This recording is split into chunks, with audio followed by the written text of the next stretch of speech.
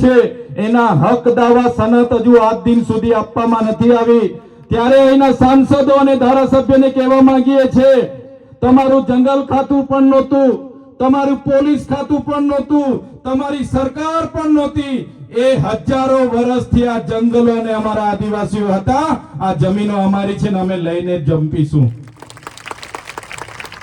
આદિ અનાધિકારથી અમારા લોકોએ આ જમીનો સાચવી છે, આ જંગલો સાચવ્યા છે, ત્યારે જે પણ જંગલ ખાતાના અધિકારીઓ અમારા આદિવાસીઓને હેરાન કરવાના, પરેશાન કરવાની જે વૃત્તિ કરે છે, અહીંના ધારાસભ્ય, અહીંના સાંસદના ઈશારે અમારા લોકોની જમીનો છીનવાની વાત કરે છે, એ જંગલ ખાતાના અધિકારીઓ પણ કાન ખોલીને સાંભળી લે, અમારા આદિવાસીઓને રંજાડવાનું બંધ કરી દેજો।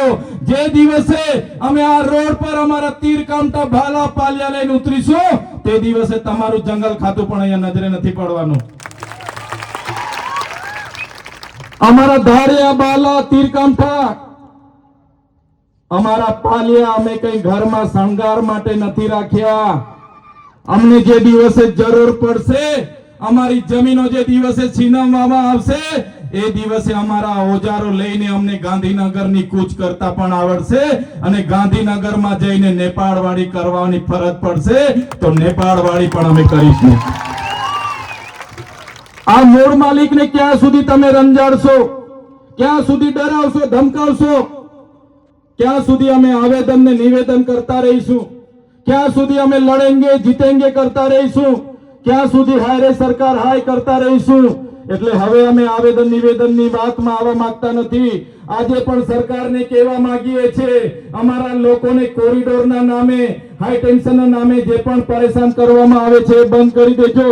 આજે પણ અમે સંવાદમાં માનીએ છીએ, સંવિધાનમાં માનીએ છીએ, અને જે દિવસે અમે સંવાદ અને સંવિધાન બાજુ પર મૂકીશું, તે દિવસે તમારી સામે આર પારની લડાઈ થશે, અને અહીંયા એક પણ પોલીસ કે એક પણ જંગલ ખાતાને અમે ઉભા ના રહેવા દઈએ। સાથીઓ, આમ આદમી પાર્ટીમાં ચૈતર વસાવા એટલા માટે જોડાયેલા છે, ચૈતર વસાવાને જો પૈસાની જરૂર રહેતે તો મારી સાથેના તમામ અધિકારીઓ આજે ટીડીઓ છે, વિસ્તરણ અધિકારી ખેતીવાડીમાંથી રાજીનામું આપીને આ જાહેર જીવનમાં આવીને આમ આદમી પાર્ટીમાં અમે જોડાયેલા છે, વિચારધારામાં અમે જોડાયેલા છે।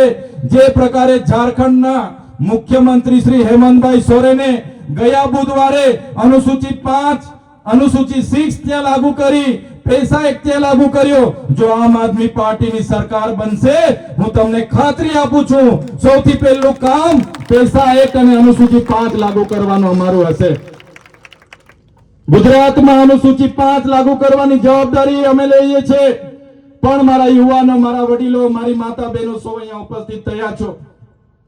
હવે કોઈને રાહ જોવાની જરૂર નથી। હું તમને આહવાન કરું છું, રાજનીતિથી દૂર ભાગવાની જરૂર નથી। તમે પણ રાજનીતિમાં આવો, તાલુકા જિલ્લા પંચાયતની ચૂંટણી લડો, જીતો, આવનારી વિધાનસભા લડો, જીતો, 2027માં ગુજરાતમાં આમ આદમી પાર્ટીની સરકાર બનાવો। આમ આદમી પાર્ટીની સરકાર જે દિવસે બનશે, એ દિવસે આદિવાસી હશે, વંચિતો હશે, દલિતો હશે, ખેડૂતો હશે, કર્મચારીઓ હશે, આઉટસોર્સિંગના કર્મચારીઓ હશે, એ બધા જ માટેનું કામ આમ આદમી પાર્ટી કરશે, એની હું તમને ખાતરી આપું છું।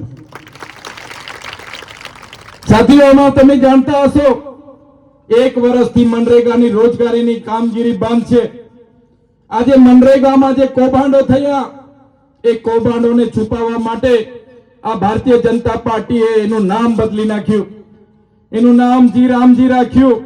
જી રામજી આપણા વડીલો, આપણા સંતો મહંતો કહેતા હતા, જી રામજી એટલે રામ તો બધાના હૈયે વસે, પણ આ ભારતીય જનતા પાર્ટીની સરકારે એમના કૌભાંડો છુપાવવા માટે, એમની નિષ્ફળતાઓ છુપાવવા માટે એને ભગવાન રામનું નામ આપ્યું, અને આ કૌભાંડીઓ છુપાવવા માટે એમને જી રામજી નામ આપ્યું। પણ આ ભારતીય જનતા પાર્ટીને હું કહેવા માંગુ છું, મનરેગામાં તમારા મંત્રીઓ, તંત્રીઓ, એમના કુટુંબીજનોએ જે પણ કૌભાંડો કર્યા અને અમારા ગરીબ લોકોના રોજગાર તમે છીનવ્યા છે, ત્યારે તમે જે પણ નામ બદલવાની વાત કરી છે, તમે નામ બદલશો કે કંઈ પણ કરશો, પણ તમારા કૌભાંડો અમે ભૂલવાના નથી। એનો જવાબ આવનારી તાલુકા જિલ્લા ચૂંટણીઓમાં અમે આપી દેવાના છે।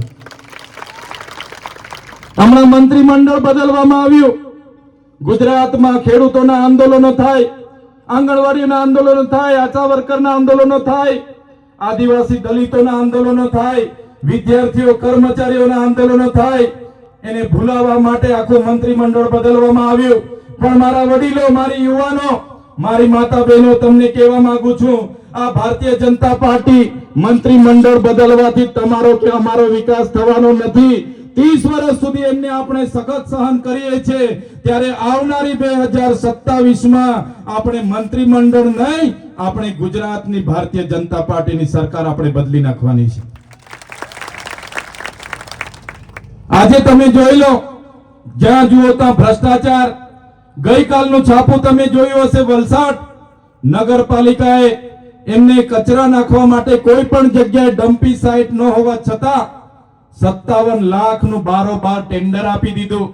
થોડા મહિનાઓમાં ડોર ટુ ડોર જે કચરો લેવામાં આવે એ એજન્સીને 4 કરોડ ને 70 લાખના બારોબાર નગરપાલિકાએ ચૂકવણા કરી દીધા. અને એક બાજુ આપણા લોકો આ કલોક નદીમાં ડાયવર્ઝનની માંગ કરે છે, એમાં હેરાન પરેશાન થાય છે કે વાહનોને જવા માટેની પરવાનગી આપો, બાયપાસ બનાવી આપો, છતાં સરકારને અહીંના નેતાઓને પેટનું પાણી નથી હલતું. આજે હું જ્યારે ત્યાંથી આવ્યો, ધરમપુરના સર્કિટ હાઉસે બધા મોટા મોટા નેતાઓ ભેગા થઈને ફુલહાર અને ફટાકડા ફોડતા હતા. એવા નેતાઓને પણ કહેવા માંગુ છું, તમારા ઉપાધ્યક્ષ બની જવાથી, તમારા મંત્રી તંત્રી બની જવાથી તમારું કઈ ચાલવાનું નથી. તમારી પાર્ટીમાં તમારી હેસિયત અમને ખબર છે. તમે માત્ર ને માત્ર ચાવીવાળા રમકડા છો, ડુગડુગિયાની જેમ ફરવાવાળા લોકો છો. જેટલી હવા ભરવામાં આવે, જેટલી ચાવી ફેરવવામાં આવે, એટલું તમે હાલબોલ બોલવાનું કરો છો. બાકી તમારી પાર્ટીમાં તમારું કઈ હાલતું નથી. જો તમારી પાર્ટીમાં તમારું હાલતું હોય તો તમે આ મધુબન ડેમના વિસ્થાપિતોને ન્યાય અપાવો. જે લોકોની હાઈ ટેન્શનમાં જમીનો ગઈ છે એમને વળતર અપાવો. જે લોકોની હાઈવેમાં જમીનો જાય છે એમને વળતર અપાવો. જે લોકોની કોરિડોરમાં જમીનો ગઈ છે એમને વળતર અપાવો. તમારી સરકાર દેશ અને કેન્દ્રમાં, દેશ અને રાજ્યમાં છે. જે ખેડૂતોના પેન્ડિંગ દાવાઓ છે, જો તમારું ચાલે છે તમારી સરકારમાં, તો હું તમને આ મંચ પરથી કહેવા માંગુ છું, અમારા ખેડૂતોના જે પેન્ડિંગ દાવાઓ છે તે મંજૂર કરી દો. આ ચૈતર વસાવા તમારા વિસ્તારમાં આવીને આવવાનું ભૂલી જશે. તમારા વિસ્તારમાં ક્યારે નહીં આવી. અમે માત્ર ચૈતર વસાવા આમ આવે, ચૈતર વસાવાએ તેમ કર્યું, ફલાણું કર્યું, ઢીકણું કર્યું. ચૈતર વસાવાને ગાળો ભાંડવાથી આદિવાસી સમાજનો વિકાસ થવાનો નથી. જો મને ગાળો ભાંડવાથી મારા સમાજનો ઉદ્ધાર થવાનો હોત તો આ ચૈતર વસાવા રોજના તમારા કાર્યાલય સવારે તમારી ગાળો સાંભળવા આવવા પણ તૈયાર છે. ત્યારે સાથીઓ, માત્ર રાજનીતિ ચમકાવવા વાળા આ ભારતીય જનતા પાર્ટીના લોકોને હું કહેવા માંગુ છું, તમારી પાર્ટીએ અત્યાર સુધી આ વિસ્તારોને ઉદ્યોગપતિઓને આપવાનું કામ કર્યું છે. અમારા યુવાનોને રોજગારી નથી. અહીંથી સેલવાસા, અમારા દમણમાં જવું પડે, સેલવાસા જવું પડે, વાપી જવું પડે. તારે મારા યુવાનોનું ત્યાં 12 કલાકે કામ કરાવવામાં આવે, શોષણ કરવામાં આવે, પીએફ ન મળે, વીમો ના મળે, એરિયસ ના મળે, કાયમી ન કરવામાં આવે. ત્યારે એવા યુવાનોને પણ હું કહેવા માંગુ છું, જે પણ કંપનીઓ આપણા યુવાનો સાથે અન્યાય કરે છે, આપણા સ્થાનિક લોકોને 85% રોજગાર કાયમી નથી આપતી, આવનારા દિવસોમાં તમે તૈયાર રહેજો. જયેન્દ્રભાઈ ગામિત, રાજુભાઈ ગામિત, સાથે સાથે જીતુભાઈ દેસાઈ, કમલેશભાઈ પટેલ, મનીષભાઈ વસાવા, મનીષભાઈ હળપતિ અને ચૈતરભાઈ વસાવાની આગેવાનીમાં એ કંપનીઓ પર જઈને પણ જવાબ માંગવા માટે આપણે બધાએ તૈયાર રહેવું પડશે. સાથીઓ, અહીંયા જે પોલીસ કર્મચારીઓ છે, પોલીસ અધિકારીઓ છે, એમના માટે એકવાર જોરદાર તાળીઓ પાડી લો. એમને ચૈતર વસાવાના કળા ખાતે તમને બધાને હું સલામ કરું છું. તમારી નિષ્ઠા, તમારી સુરક્ષા, તમે બધા અમારા માટે સુરક્ષા, શાંતિ અને સલામતીનું કામ કરો છો. તમને મારા કળા ખાતે સલામ કરું છું. સાથે સાથે એમના માટે જોરદાર તાળીઓ પાડી લો. પણ એવા કેટલાક અધિકારીઓ જે એસી ચેમ્બરમાં બેસે છે અને અહીંના આદિવાસીઓની જમીનો હડપવા માટે હોમગાર્ડોને, કોન્સ્ટેબલોને, પીઆઈ પીએસઆઈ ને મોકલી આપે છે અમારા લોકો સાથે લડવા માટે. ત્યારે એવા આઈએસ, એવા આઈપીએસ અધિકારીઓને આ મંચ પરથી કહેવા માંગુ છું, તમે અમારા લોકોને હેરાન પરેશાન કરવાનું છોડી દેજો. 2027 માં આમ આદમી પાર્ટીની સરકાર બનશે, એવા પોલીસ અધિકારીઓનો પણ અમે હિસાબ કિતાબ કરી દઈશું. અમારા લોકો રોડ પર જાય, એમને ઉપરથી આદેશો કરે કે ભાઈ તમે નાના પોંડામાંથી મહિને આટલા કરોડ દંડ ઉઘરાવો, તમે ધરમપુરમાંથી આટલા કરોડ દંડ ઉઘરાવો, અને બિચારા નાના પોલીસ અધિકારીઓ અહીંયા ચોકડીએ ઉભા રહીને 10 લોકોને રોકીને 1000 1500 દંડ ઉઘરાવતા કરેલા છે. આઈએએસ આઈપીએસ અધિકારીઓને પણ આવનારા દિવસોમાં એમનું ઇનામ આપવા માટે અમે તૈયાર છે. અને એવા પોલીસ અધિકારીઓને પણ કહેવા માંગીએ છીએ, એવા ઉચ્ચ પોલીસ અધિકારીઓને પણ હું કહેવા માંગુ છું, તમે સાંસદ અને ધારાસભ્યના પટ્ટા ગળામાં પહેરવાનું બંધ કરી દેજો અને ટોમી બનવાનું બંધ કરી દેજો. જે દિવસે આમ આદમી પાર્ટીની સરકાર બનશે, એ દિવસે તમને ઇનામ આપીને ડાયરેક્ટ આ વિસ્તારોની જેલોમાં નાખી દઈશું. અમારા લોકોની જમીનો છીનવાની હશે ત્યારે અહીંયા ધાડા ને ધાડા ઉતરી પડશે. અમારો કોઈ વડીલ અરજી આપવા જશે, કોઈ તપાસ નહીં કરશે. આ વિસ્તારોમાં બેરોકટોક દારૂ, આ વિસ્તારોમાં બેરોકટોક ડ્રગ્સ વેચાય છે, એના પેડલરો બેફામ ફરે છે. કોઈ ગરીબ એની રજૂઆત કરવા જાય, એનો 10 15 દિવસ સુધી એનો નિરાકરણ નથી આવતું. અને જે અમારા લોકો સાથે અન્યાય અત્યાચાર થાય છે, ત્યારે હવે આપણે બધાએ જાગવું પડશે. તલાટી હોય કે કલેક્ટર હોય, હોમગાર્ડ હોય કે જીઆરડી કોન્સ્ટેબલ હોય કે એનો એસપી હોય કે આઈજી હોય, અમારા જેવા ધારાસભ્ય હોય કે સાંસદ હોય, સાથીઓ તમારા ટેક્સ માંથી અમને પગાર મળે છે. અમે તમારા સાહેબ નથી, કોઈ અધિકારી તમારો સાહેબ નથી, તમારા ટેક્સ માંથી અમે પગાર લઈએ છીએ. સેવા કરવાની અમારી ફરજ છે, અમારી જવાબદારી છે. ત્યારે તમે જ્યારે પણ કોઈ કચેરીમાં જાઓ ત્યારે સાહેબગીરી કરવાનું છોડી દેજો. તમે માલિક તરીકે ઓફિસમાં જાઓ અને માલિક તરીકે એમના પર હિસાબ માંગો, કામ કરાવો. જે દિવસે આપણા લોકો જાગશે, પોતે માલિક તરીકેની સંવેદના પોતાનામાં જગાડશે, તે દિવસે આ લોકોને ખબર પડી જશે.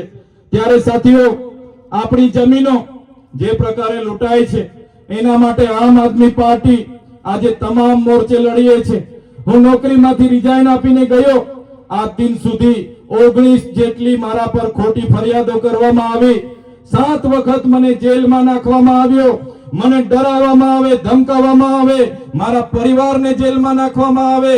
અમને કહેવામાં આવે કે ભાજપ સામે તમારે બોલવાનું નહીં, અમારા સાંસદ સાથે તમારે લડવાનું નહીં, અમારા પોલીસ અને કલેક્ટર સામે તમારે લડવાનું નહીં, તમારે આદિવાસીઓ માટે બોલવાનું નહીં.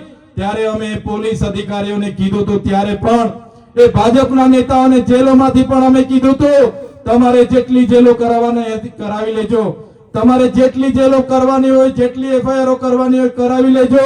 અમે અમારા સમાજ માટે લડીએ છીએ, લડીશું, અને તમારી જેલથી અમે ડરવાના નથી. છેલ્લા શ્વાસ સુધી આદિવાસીઓ માટે અમે લડતા રહીશું. અમે જોયું છે એ લોકોની કરણી અને કથની, એમની નીતિ જોઈ છે. ત્યારે મારા અહીંના યુવાન સાથીઓને કહેવા માંગુ છું, ગમે એટલા પ્રશ્નો લઈને જઈશું, પણ એ લોકો સત્તામાં હશે તો આપણું કોઈ નિરાકરણ નથી લાવવાના. ત્યારે એ લોકો પરથી આપણે જે ખુરશી છે, સત્તા છે, એ આપણે ખોચી લેવાની છે. આજે ગુજરાતનો તમામ